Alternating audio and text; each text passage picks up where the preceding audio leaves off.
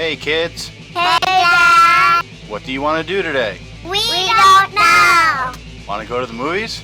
No! Want to go to the water park? No! Want to go play disc golf? Yeah! Let's go play disc golf!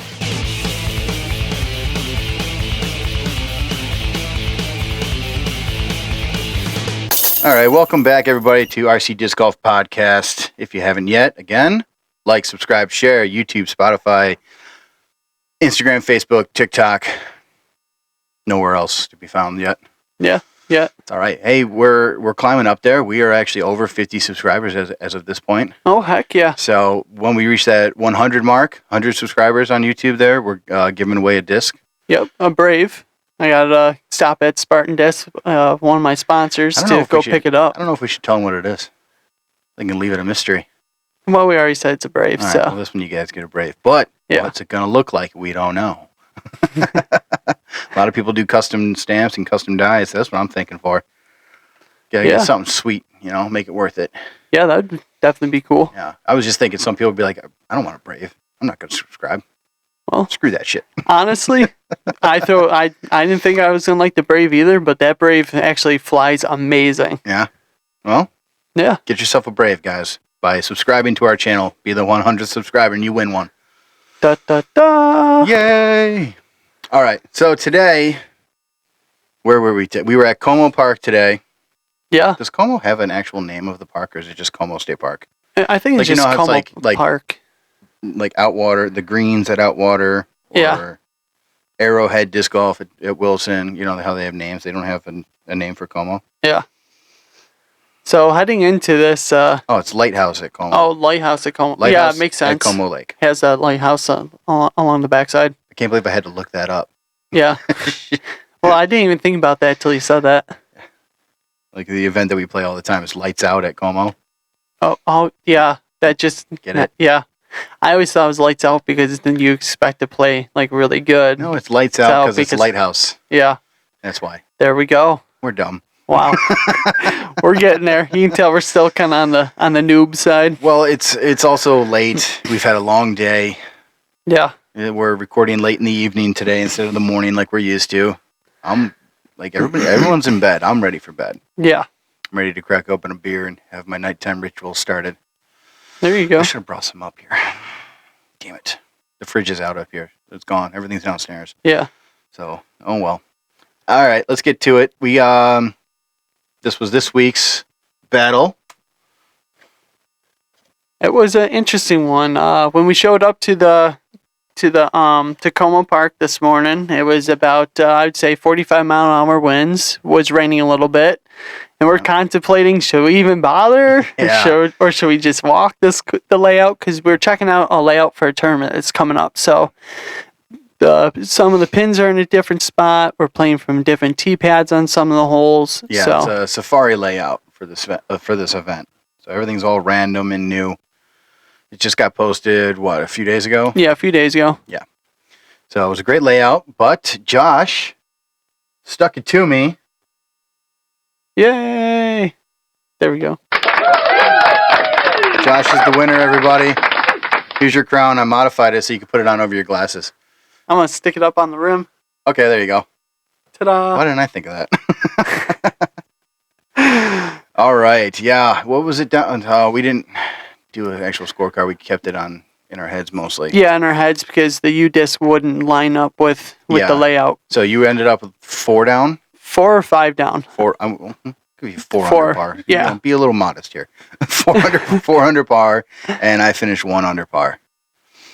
So my best scoring round at Como by far. Yeah, you played pretty good, especially for the weather. I was very surprised. I was very happy. Well, I was semi-happy. Yeah. I always expect myself to do better, but yeah, this was the third round in a row, 3 days in a row of playing. My arm is sore. Yeah. My hip hurts. Yeah, we decided last minute yesterday to go up to ECP to enjoy the nice weather. Just play goof off round. And Friday was gorgeous outside. It was like 70 degrees, I think. Yeah. Sunny. And that's where I figured out the backhand. Finally got it linked up. Oh yeah, you getting that thing dialed in. Yeah. Figured That's- out that if I really grip the rim with the fingertips instead of having the fingertips on the flight plate, Mhm. so much better. I can actually put all the power into it, and it's actually 100% accurate now. Crazy how that works, just by grabbing a disc, throwing it the right way. Yeah. Wow. Mind blown. Who'd have thought? Yeah. I'm still figuring it out. One of these days. For right now, I'm just trying to dial my forehand back and getting to. I keep rolling my wrist, so as long as I beat that out of my system again, and I can start throwing them nice and flat, then we'll be a lot better off. Yeah. Because that's my main problem. Once I start getting power behind my actual throw, I roll my wrist, so then I turn it over, and it does horrible shot. Yeah. So we'll get there. Or you can just start throwing the flex like I do. Yeah. That's where the wrist roll comes into play. You use the wrist roll to get that nice flex and go. Some of mine are pretty flippy, but then Yeah. I'm not going to get the distance that I want. Oh, yeah. So I got to get something that's got a little more glide, less flip. Yeah. You're a hyzer flipper or pretty much. flat. Yeah. Or I'm complete opposite. Yeah. Yeah. It's all right. Yeah. It's all right. We came out with high scores for us today in horrible weather, so we'll just wait till the weather's nice and Really? we'll completely dominate. Yeah. That's the plan anyways. That's how it looks in my head. Yeah. So we'll see. Yeah. But all right, let's go through the layout then for this event. Hole 1's pretty normal. Yeah. Now this is pretty. This is gonna be for everybody, right? For MA3, I would imagine I don't know. maybe for everybody. I have no idea. I guess we'll find out when the event comes. I don't know if this is just MA3, MA2 people doing this layout, or if amateurs are doing anything with blue tees. Because we're not doing anything with the blue tees. It's just all red and white. Yeah, we kind of are on the sucky side of the sport still. We're on the new side of the sport, not sucky. New. Yeah. Even though I've been playing for 4 years. Yeah, It's new. I got about a year and a couple months now. Competing for 2. I'll say that, though. Yeah. Like, legit competing for 2 years. So hole 1 is pretty much the same. From the white tees to the long pin position. that's what, 400 and something feet? It's pretty long. That's usually plays as a par 4. I'm assuming it's going to stay that way. Yeah. Hole 2, again, white tee, but it's going to the short pin position. So up on the hill, it's not in the long pin that's usually down across the creek. Now, when you're playing that one, do you like attacking the pin? Like when you do you aim to approach and then putt facing the pin, and then like also facing Are we down talking the about hill? the short pin or the long pin? The short pin. The short pin? I don't know because I haven't played it very often. I think twice is the only time it's been in that actual location for me. It's always in the long position when I go and play Como. Yeah. So first shot, get it out past those first line of trees, somewhere flat in the middle of that little field there, the fairway. As of right now, with it being on top of the hill, I'm just going to try to pitch up. Depending on how my drive is, if I get it in a good spot, I should just be able to like pitch up with a putter. Yeah. And just have it sit right there. Whether it's on top of the hill or down the hill a little bit, it shouldn't matter. It should be within 8 feet. I like to try and like get my approach shot to like the backside, so I'm putting up the hill. I'd rather. That way, because in my head, like if I'm facing the pin and I can see the drop off behind it, it gets in my head and I screw it up. Where like if I'm at the bottom of the hill and I'm looking up the pin, it's just like, all right, if I miss it, it's gonna hit the cage and just sit right there. It's easy tapping. Yeah, I'd rather do that. I'd rather have the basket elevated than throwing at like a drop point. Because if you completely miss, now it's sailing down that hill. And now you got a long putt for bogey. Back uphill. Yeah. And it sucks. So I'd rather start at the bottom and throw up. Yeah. I mean, sure, you can still miss or hit the rim and have a roll away, but I'm more comfortable throwing it uphill to an elevated basket. Yeah, that's why I figured out today. Like that's why I set my approach a little bit past the pin and down the hill a little bit, and then it was an easy tap in for par because I was like right there and I just went right up. Yeah, exactly. Hole 3, again, white tees to the long pin position, so that's something that I've normally played.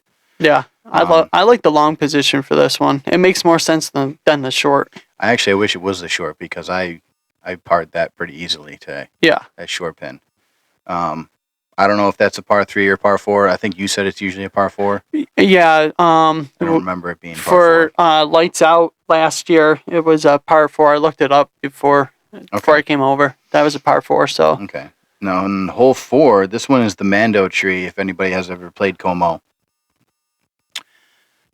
Huge dog leg to the right, usually from the white tees. We're going to be playing from the reds on this one. Thank God. I like how it says short pin position. It's regular pin. I don't think there's a second pin there. I don't know. I've never seen it. Yeah. It's always in that spot by those bushes. Yeah. It's always there. I've never seen a second pin position for that hole. So, but that one is I actually like playing it from the reds. I can actually make it to the basket now. Yeah, you're able to ace run it. I'm just excited because I can actually make this Mando. Yeah, I can. I've always missed it from the white. I always make the Mando, but I throw such a high hyzer to do it, and it kind of like just stalls out in the middle of the fairway, and I'm looking at a 50-foot putt. Yeah. So now I can get it within 10 feet. Yeah. Or in the basket. So this will be the first time where it's going to be a tournament, and I'm able to make that Mando. I am ace running this thing. Yeah. For sure. I mean, it looked clean today, and that was with crazy wind, and you were like right there. It almost dropped in. Yeah, it cut right in front of it. If I pushed it a little bit further out, it would probably, hopefully hit the pin. Yeah. Who knows?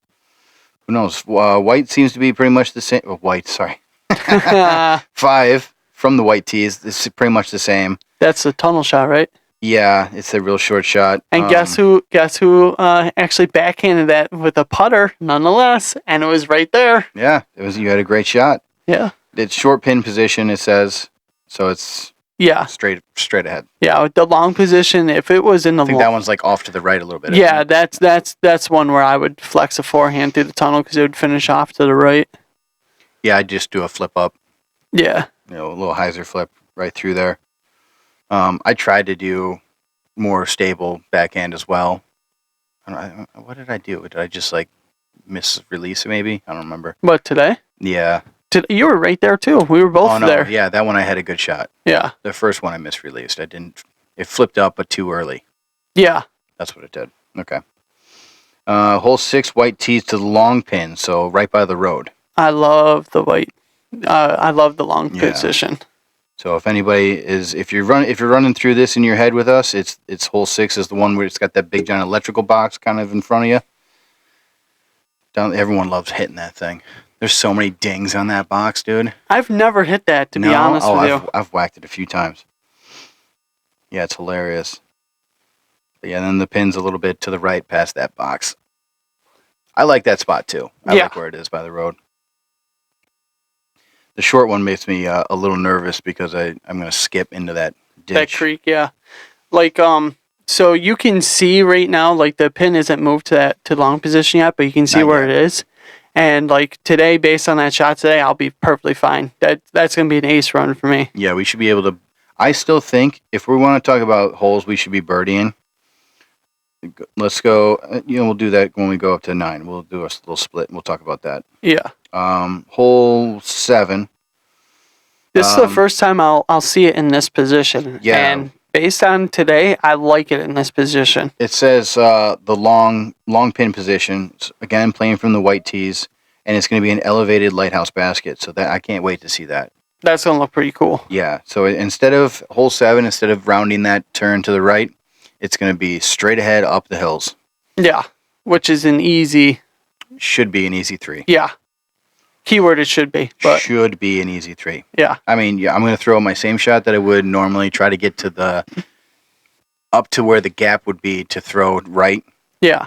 Get in that area, and then it should just be another pitch up for par. I just aim for those cluster trees in the middle. Mm-hmm. Well, I want to get more left than that. Yeah. Same area. Yeah, I normally just land right there and then pitch up, and I'll be in good spot. Mm-hmm. I'm looking forward to it. I can't wait to see I like elevated baskets. Yeah. And there's not many around here. So hole 8, again, white tees to the long pin position, and this is going to be a temporary elevated basket as well. On the concrete padding back there. Yeah. Yeah. So this one's going to be kind of fun because now this one, like normally for 8 in its normal position, I have to be careful not to overkill my approach shot and oversend it past the pin. But with it being in this temporary spot, I can really crank on my approach shot and not have to worry. I think what I need to try to do, because you know how I throw it over the water and it fades right and lands by there used to be a cluster of. There's still like one log left, but there used to be like a cluster of trees that were cut down there. Yeah. It still landed over there today. I'm kind of pinched off to the basket from there. Yeah. There's 2 or 3 trees in the way with a lot of low branches, so I got to throw something kind of low. And with the basket already being up on top of the hill there, it's kind of hard to get it up there. So I need to think about trying to throw something a little more stable, and just getting it out in the middle, about where you were landed. Yeah. So I have a better approach for my second shot. Yeah, I started busting out the Enforcer today, and I actually starting to get some really good snap on that with a lot of spin. Oh yeah, that was great. So I think I finally figured that disc out. So might need to put a couple more of those in there and start taking the honors out. I'm almost ready to start buying some doubles. Yeah. I like the certain disc that I have that I'm literally using every shot, like my Great. I just forgot the name of it. I almost called it an anchor again. Wasn't it a Faro or something like that? Or my Frio? Frio. Yeah, I like you throw that one a lot. I like the Frio. The Spur is also another one that I enjoy, and the Walker, and the Wrangler. Yeah, the Wrangler. All those ones, and the Harpoon. Yes. Yes. That Harpoon. You throw that Harpoon amazingly. That thing flips up and just goes. I love that disc a lot. I pick a line with that thing and it hits it. 8 out of 10 times.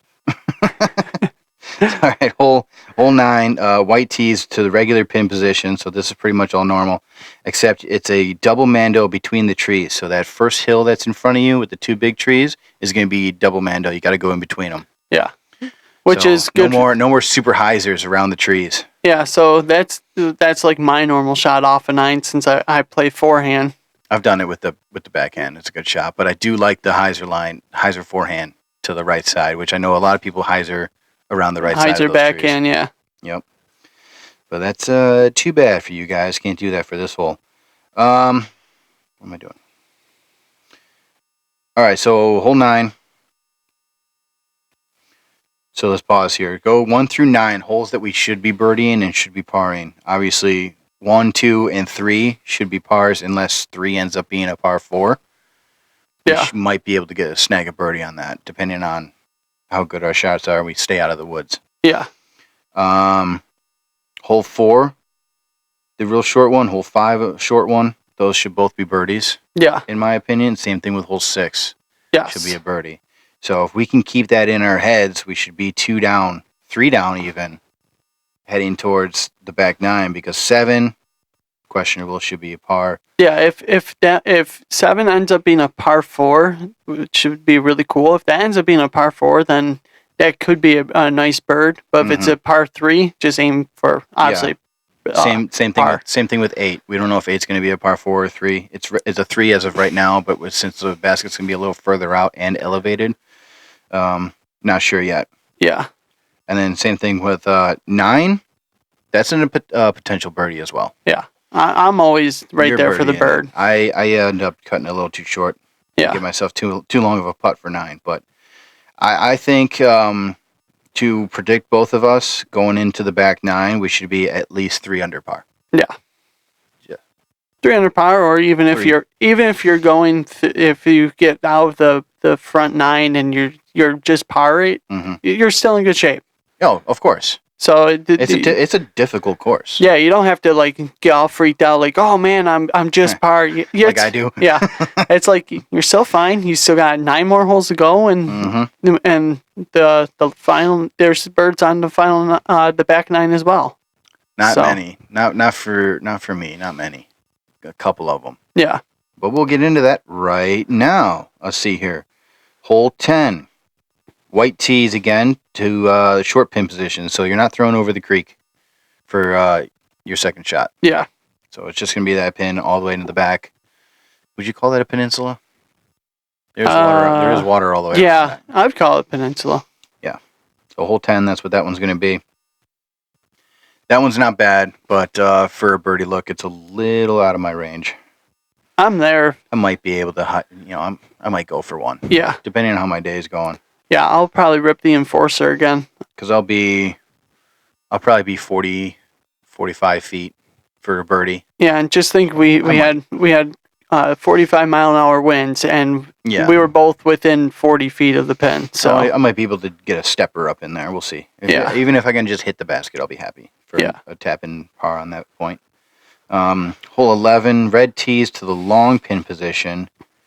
Hazards on the right side of the fairway. So that roadway, I'm guessing is going to be a hazard because they don't want you crossing into the other hole. Yeah.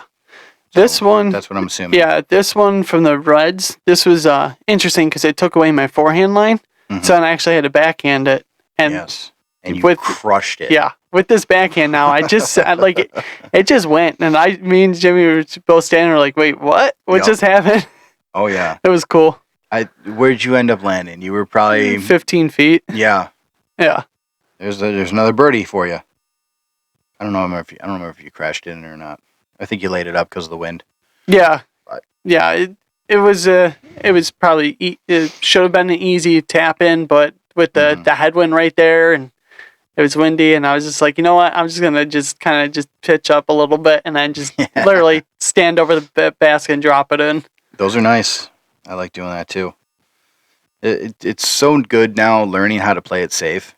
Yeah. And just attack the holes that you know you're going to get. Yeah, and it's also nice knowing that, like, okay, I could run this and risk, like, getting in a worse situation, or just pitch up and just take the easy par and walk away with a par. Because pars are fine. Yeah. You don't have to bird it. I have to bird it. I have to birdie every hole, Josh. Okay, then what was that on 11? That was 11. Yep. Okay, hole 12 across the bridge here. White tees to the long pin position. That's normal.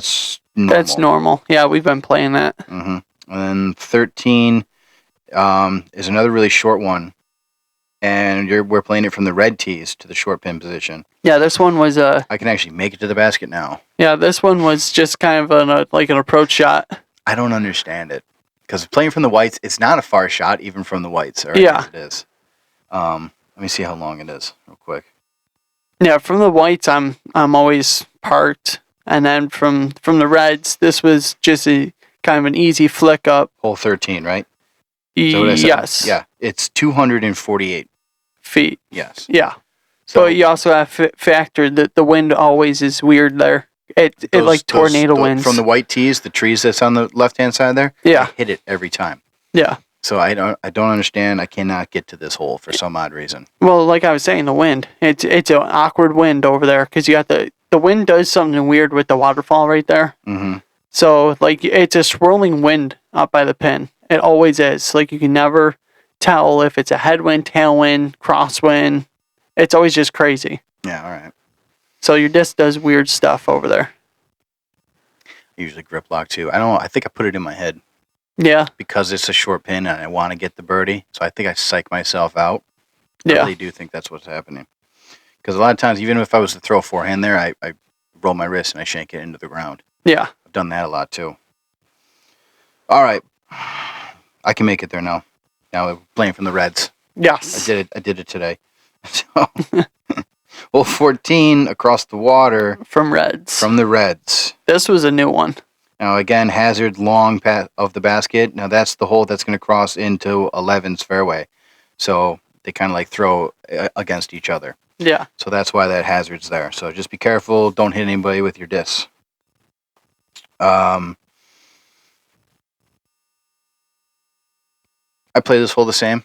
I played it differently. Um, I tried backhanding it, thinking, "Oh, it's a closer one. I'll backhand it." And we watched my disc hit the grass. would have been a great It shot. would have been a perfect shot. Then I might have got stood up by the wind and then just rolled all the way to the water. Yeah, it could have been the wind. Yeah, it kind of just cut rolled and just came right back at Yeah, us. we watched it roll a good 20 feet to the water. It was like it landed near the pin. We watched it stand up and then turn and then roll like 15, 20 feet I backwards. really think you should just send something straight at the tree. Yeah, because the forehand flick was right there. Yeah. Yeah. So just hit the tree and hope that it crashes right down.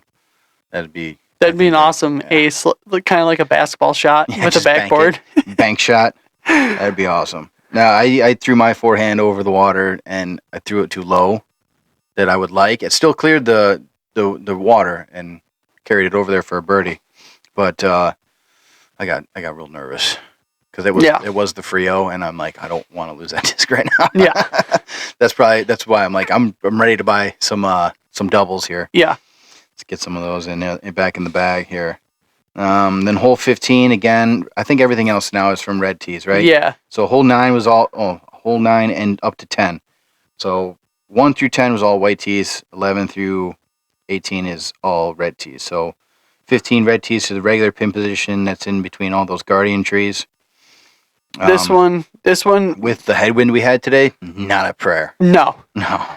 The wind was just too much. Like, our drives literally got thrown right to the ground. Yeah, I thought I was going to lose one in the water to the left there. Yeah. But, I tapped out with a par, but I mean, that was a rough par to get. Yeah. I was thinking, oh, this is going to be easy bird. I went to go throw, and we just watched my disc get lifted up and then just thrown down like LeBron James coming out of nowhere. Oh, yeah. And smashing it down.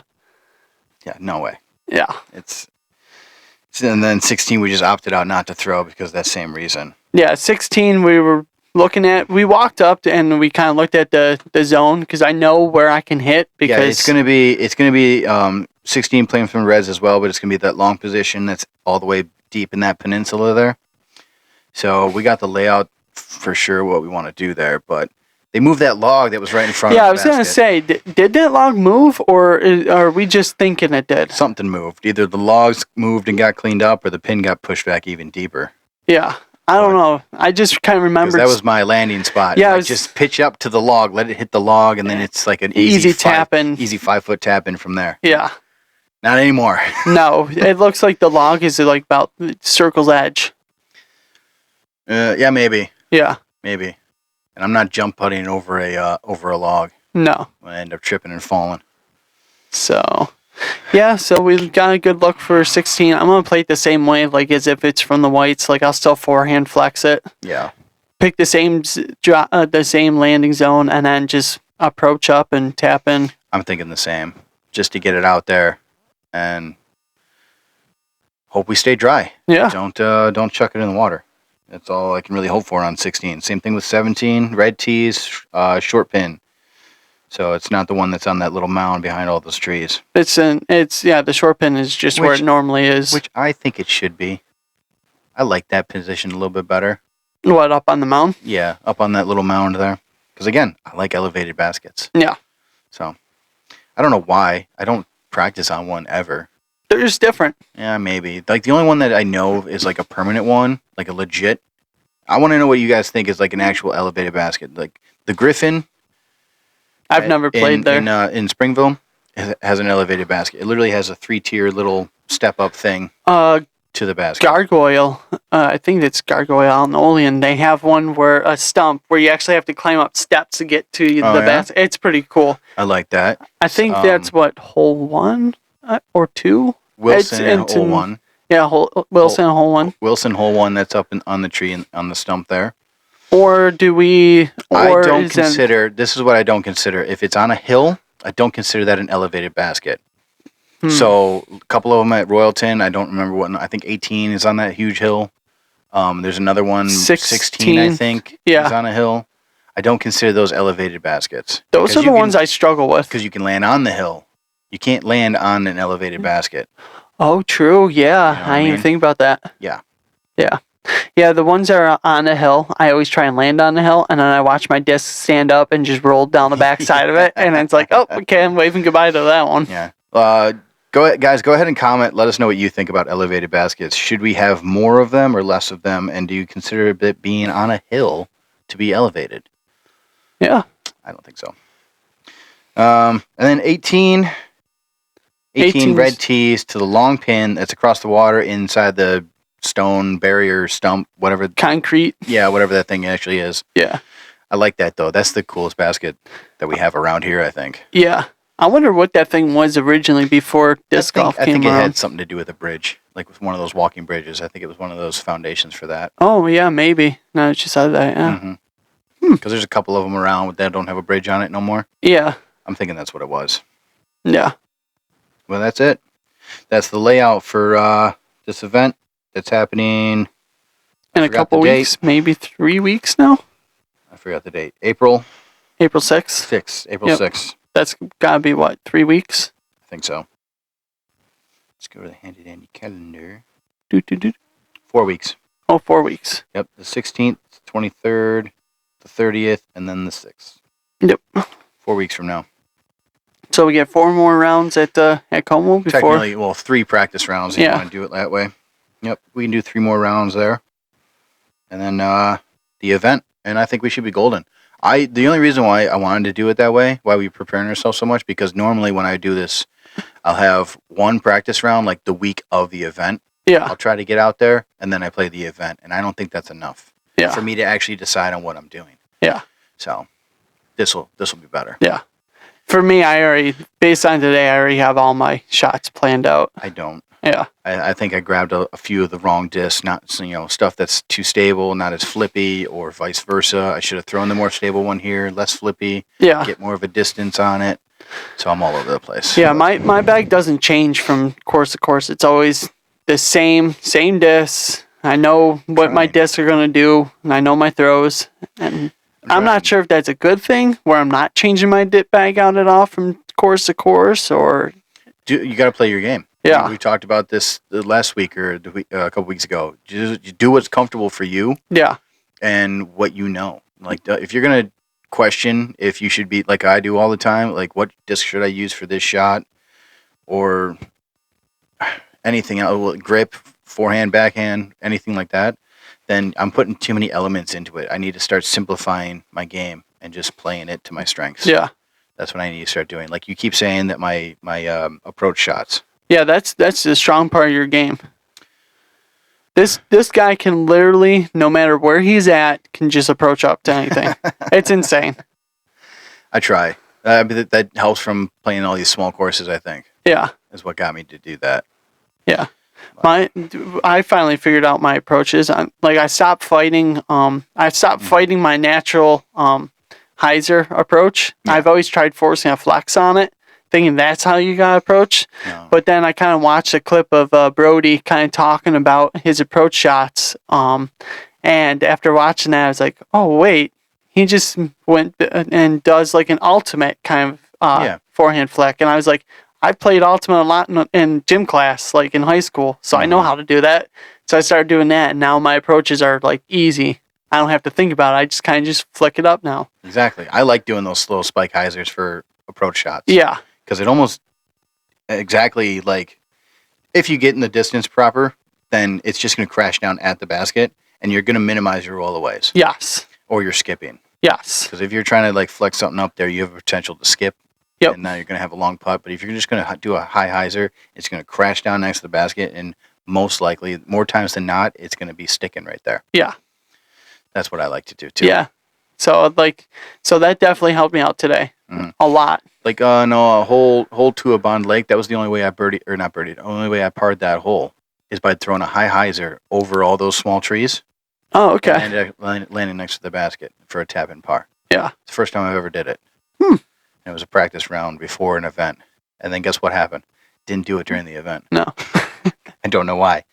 Just play what works for me. Yeah. I tried to flex it up there during the actual event, and it didn't work out. It hit another tree. It's like, why didn't I just go up and over like I did my practice round? Yeah. Got to play your game. I got to stop doing that stuff. I keep doing it over and over again. I never learn. Yeah. Got to simplify everything. One of these days I'll figure it out. Go shot for shot. It's getting better. Yeah. I'm surviving longer instead of just dying. Yeah, instead of just digging a hole and jumping head first into it. I'm actually maintaining. Yeah. Exactly. Yeah. I'm enjoying that part of it. Yeah, it seems like we were talking about Friday when we're wrapping up. We weren't having good rounds, but we scored good. Oh no, I didn't even post mine because I was very upset about it. So it seems like before we're raising our ceiling, we're starting to bring up our floor. So basically, our struggle rounds are still scoring well. Yeah. So Friday we played Ellicott Creek. You were at 3 under, and I finished 1 over, and I had back-to-back bogeys, 5, 6, 7. I double bogeyed, but that was the worst of my day. Like hole 1, 2, and 3. 1 and 2, I always want to par those. Yeah. And if I don't, it already gets. Or I'm sorry, hole 1 and 2, I always want to birdie. And once I don't do that, and I just get a par on them, it's already in my head that I'm doing bad. Yeah. Because I've birdied those holes so many times. So why don't I do it every time? Yeah. So it's already in my head that I'm having a bad round. Hole 3 is every now and then I get a birdie. Depends on my drive. Lots of times I pull it and I end up hitting the trees. 3, 4 are my 2 birdie holes on the front. I can birdie hole beginning. 4 now. Yeah. I never used to birdie. That's the only par 4 on the course, and I can actually get a birdie on it now. I'm hitting it in 3s. But then 5 is usually a par for me. 6 is usually a par for me. Same thing with 7. And I got bogey, double bogey. Like, I don't see a bird again until, like, we get... 12, I think. 10. For me. 11. Yeah, once we hit hole 10, that's when I start seeing birds again. I used to be able to birdie not 8, but hole 9 and hole 10. But 10's in that long position now. I can't get a birdie on it. I got close to one day. I don't know who was behind me. I had a girl behind me. She saw this. I don't know if she's watching. But I threw a forehand. It had to have been close to 100 feet for a throw-in on hole 10. Went right through the chains, but it didn't stick in the basket. Oh, those are the worst. So she got all excited behind me, asking if it stayed in. I'm shaking my head, no, it chained out. But that was the highlight of my round on Thursday. Speaking of that hole 10, they are having a work day coming up. Good. Spartan Disc has it posted on their Facebook page, and they want to get that hole 10 elevated basket area built up. All right, guys, sign up for the work day. Go to Spartan Disc. Where on it? It's just posted on their Facebook page, Okay. Spartan Disc Facebook page.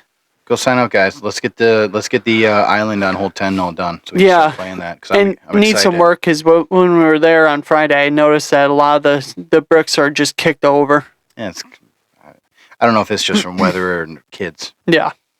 But yeah, then 8, 9, 10, 11, I parred out, got a birdie on 12, and then everything else is just 13, 14 pars, 15 birdie, 16, 17, 18 pars.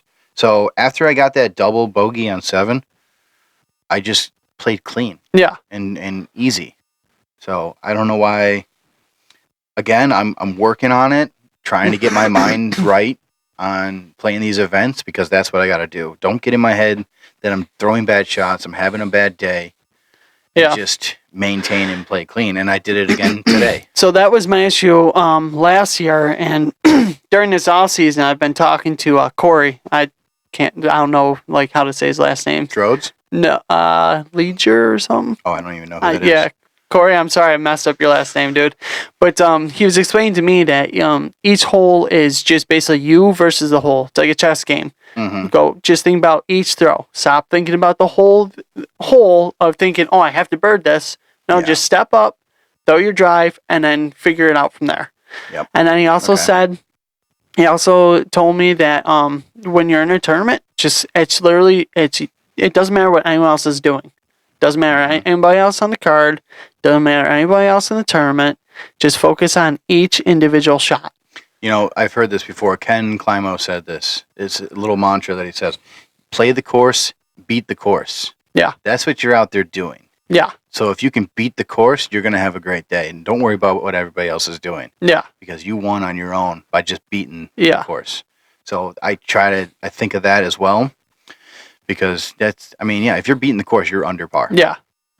But not only that, but it seems like when, like what I noticed with you is like when you're struggling, you start getting yourself like really frustrated because you're evaluating the whole course at once instead of just slowing it down to each individual shot. Exactly. That's what I'm talking about. I get in that mindset to where now I know what holes that I have birdied, and now I put it in my head, I have to birdie these. Yeah. To maintain a good score. Yeah, that's why I never go. That's why I stopped thinking about these are my must birdie holes. It's just kind of no, those are my par holes. I do that all the time.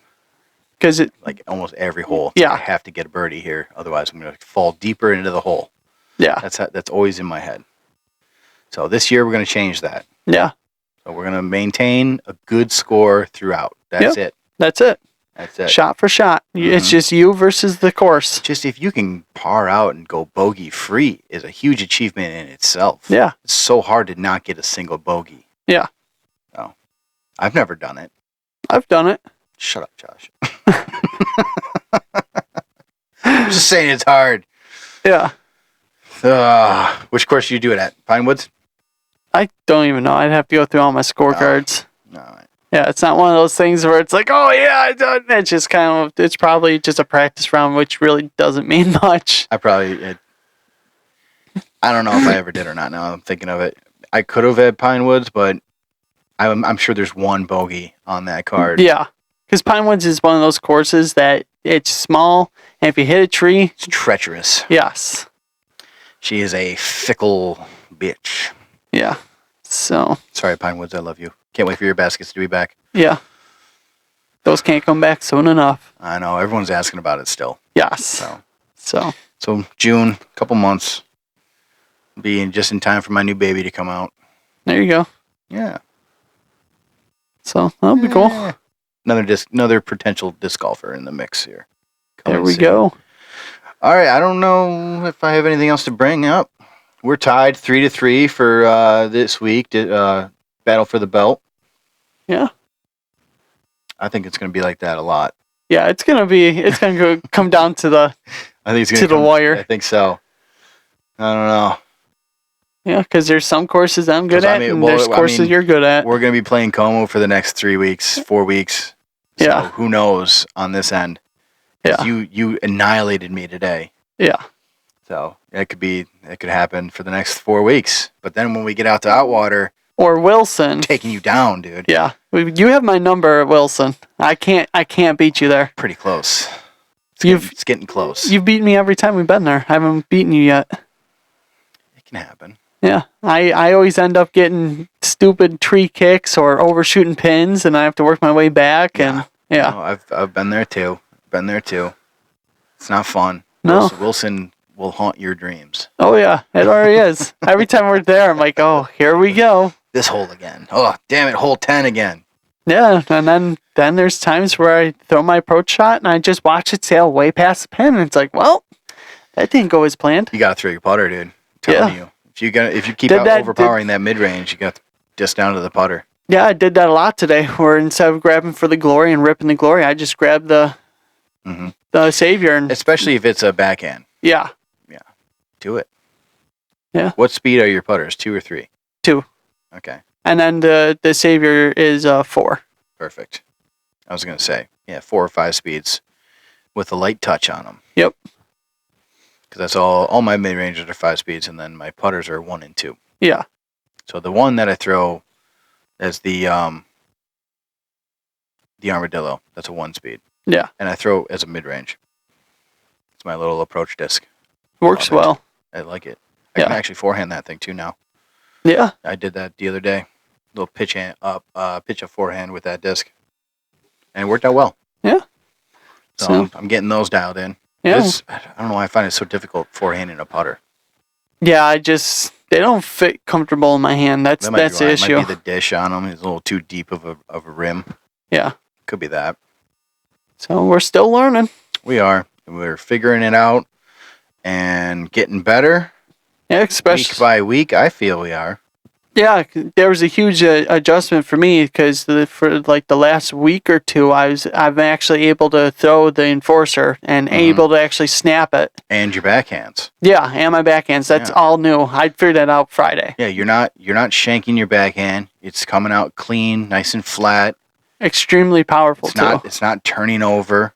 Yeah. And you're getting. It seems like you're getting a full flight out of it. Yeah. Like, let's see what that hole was. Again, I want to look at the feet on that thing. You'd have to go for I'm gonna go the reds. Yep. Courses. But yeah, and then also with the honor, I'm starting to have issues throwing that because I'm not sure if I'm overpowering it now or what. So, or if now my arm speed and strength is getting up there where now the discs are getting their full flight instead of just being too overstable and just dumping. Oh crap! So I wonder. Either that, or I gotta try and find out if they have a more of an overstable version or run of the honors instead of the first run. That could be a possibility. The pin locations. What do you mean? It's got it at the long pin across the water. For 10? Yeah. That was. I thought we were talking about 11. 11's the one I backhand. 10, I've forehand. Oh, you did. Okay,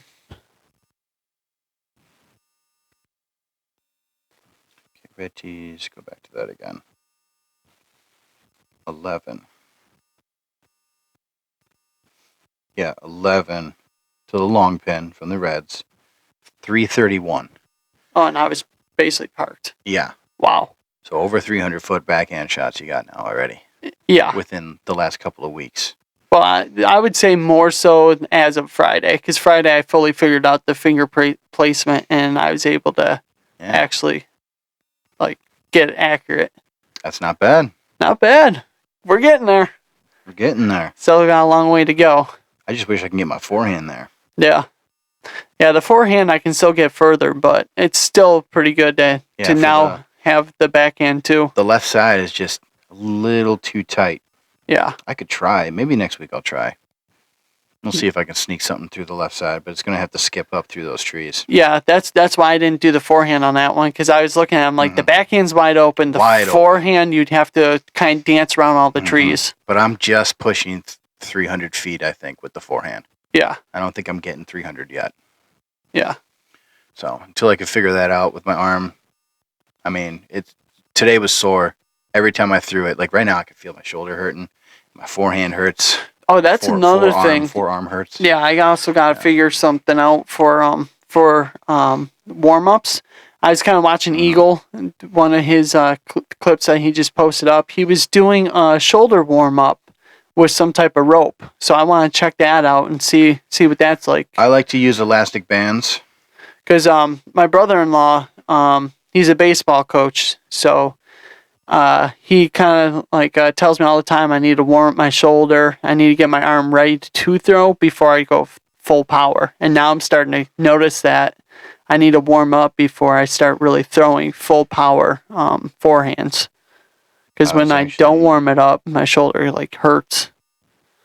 I was hoping this thing would just pop up first right away, but I don't know if I can. I just found this page. I'm going to have to send it to you later. It's literally... Is it Disc Golf Strong or something like that? Yeah, I think so, because Kona uses that. And it gives her stretches and stuff while she's still recovering. I think it is Disc Golf Strong. It is. Yes. Yes. If you guys want to check that out too on Instagram, Disc Golf Strong. Shout out to those guys. It's all disc golf related, like workouts, warm-ups, stretches. Yeah, exactly. Everything to get you, like rehab workouts even, if you got like a hurt shoulder, hurt wrist. It's all that stuff. A good amount of the pros on the Pro Tour use that. Mm-hmm. So. Yeah, a lot of mobility training. Yeah, I'm looking at Ricky right now. A lot of mobility training, hip flexor training, rotator cuff training. Oh, yeah, that's good stuff to get into. Yeah. So I'm going to have to check that out too. See if I can get some exercise just to do.